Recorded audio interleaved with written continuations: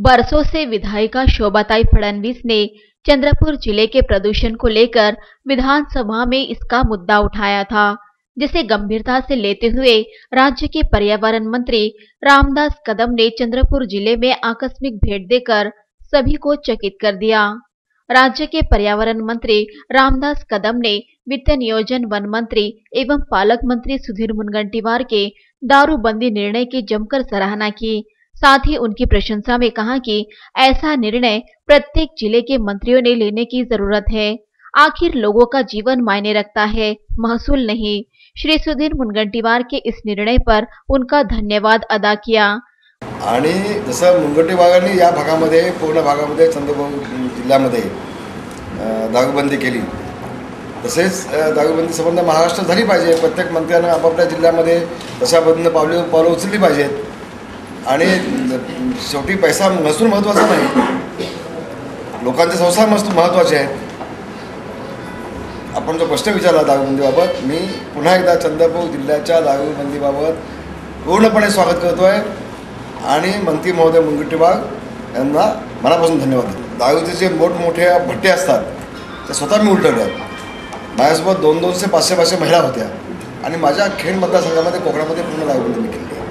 तर सगळ्या जिल्ह्यामधून प्रत्येक आमचे जे मंत्री आहेत त्यांनी आता मुनगंटीवारचा आदेश घेतला पाहिजे माझ्यासह, याचा प्रयत्न करणं निश्चितपणे। परंतु वर्धा आणि गडचिरोली दारूबंदीची जी अवस्था आहे, या मुनगंटीवारांचा आदर्श संबंध महाराष्ट्रातल्या मंत्री महोदयांनी घ्यायला हवा आहे आणि महाराष्ट्रामध्ये पूर्णपणे बंद झाली तर मी त्याचं स्वागत करेन। शेवटी महसूल महत्त्वाचा नाही, जनतेचे लोकांचे संसार महत्त्वाचे। संसार उभे करण्यासाठीच आपण महसूल उभा करत असतो। धन्यवाद। वहीं मंत्री महोदय रामदास कदम, विधायिका शोभाताई फडणवीस और जिलाधिकारी डॉक्टर दीपक मैसेकर ने वेकोली अंतर्गत चलने वाले कोयला वाहनों का जायजा लिया। अचानक हुए इस आगमन से वेकोली के अधिकारी और कर्मचारियों में खलबली मच गई। मंत्री महोदय ने खुद कोयला वाहनों से होने वाले प्रदूषण की पुष्टि की। मसलन कोयले ट्रांसपोर्ट में होने वाली खामियों से लेकर उससे जुड़े अन्य मुद्दों पर खामियां पाए जाने पर उन्होंने वेकोली के आला अधिकारियों को फटकार लगाई और संबंधितों पर कार्रवाई करने के निर्देश दिए।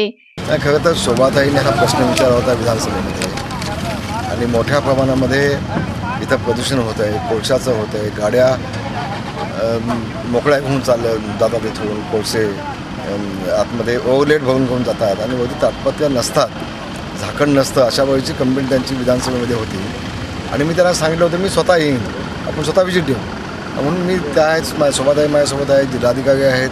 मी आता अचानक आम्ही आलो आणि पाहिलं तर आपल्या 15-20 गाड्या इथं पाहायला मिळाल्या की त्या गाड्यावरती ताटपत्ती अजिबात नाही। दोन्ही बाजूला रस्त्यांच्या प्रचंड धूळ साचलेली आहे आणि अशा पद्धतीनं कायद्याचं उल्लंघन करून, कायदा तोडून इथं कुठल्याही गाडीवरती, ट्रकवरती झाकण न ठेवता, ताटपत्ती न टाकता याची वाहतूक केली जात आहे। जिल्हाधिकारी ताबडतोब त्याच्यावरती कारवाई करत आहेत। काय कारवाई होईल अंदाजे?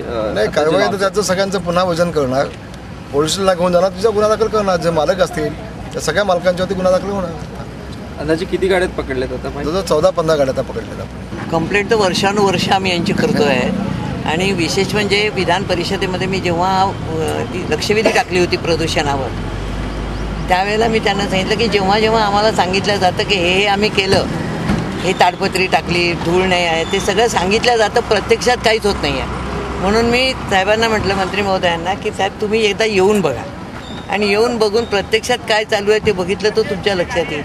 आणि मी त्यांचं अभिनंदन करते की ते आज आले, न सांगता आले आणि आज प्रत्यक्षात त्यांना हे सगळं चित्र बघायला मिळालं। त्यामुळे निश्चितच या सगळ्या गोष्टीला कुठेतरी बंधन होईल आणि खऱ्या अर्थाने जनतेला जगण्याची इच्छा या ठिकाणी सुरू होईल असं माझं मत आहे। के अलावा चंद्रपुर महाऔष्णिक विद्युत केंद्र में भी जायजा लिया, जहां से निकलने वाले हानिकारक धुएं से लोगों को बीमारियां जकड़ रही हैं। जिस चिमनी से हानिकारक गैस सुपुर्द होती है, उस चिमनी की ऊंचाई कम आंकी गई, जिससे लोगों के जीवन पर विपरीत परिणाम पड़ रहा है।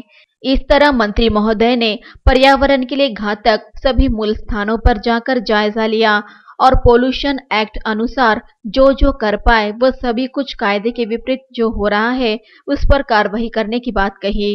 2 चिमण्या आहेत त्या अतिशय खाली आहेत आणि आता आपण समोर पाहतोय काळा धोका सगळं त्यातून बाहेर पडतो आहे आणि तो लोकांच्या जीविताला धोका आहे. आणि याबाबत मी उद्याच बावनकुळे यांच्यात देखील बोलेन, चर्चा करेन, त्यांना पण नोटीस देईनच मी. आणि शासनाच्या माध्यमातून योग्य ती कारवाई तातडीनं होईल अशी पावलं उचलली जातात. नियम असा आहे की ज्या चिमणीची उंची हवी जास्त ती उंची कमी आहे आणि कमी उंची असल्यामुळं काळं जे धुकं आहे आतूनचं जनित ते लोकांच्या जीविताला धोकादायक आहे, असा तो कायद्याचा भंग आहे. म्हणून त्या अनुषंगानं ॲक्टनुसार ती कायदेशीर कारवाई करण्याचं काम आमच्या खात्यामार्फत केलं जाईल. ते ॲक्टनुसार आमच्या कायद्यानुसार नियमानुसार जे काय करता येईल ते सगळं करतो. धन्यवाद.